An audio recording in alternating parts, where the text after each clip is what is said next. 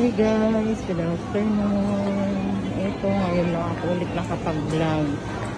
Dahil sobrang busy sa trabaho. Nalingkin na ako. Nagbusan na kami ng mga gulay. Dito ako sa Takashimaya. Hindi ako ng gulay, tsaka prutas. Ayan guys.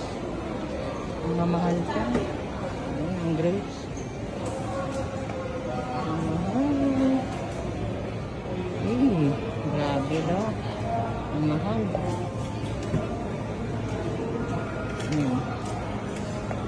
Ito yung mura. Ayan, may avocado. Nakabili din ng avocado. Ayan, may kape na rin. Ayan, kape. Bili rin ako ng kape. Bili muna ako guys ha. Thanks for watching.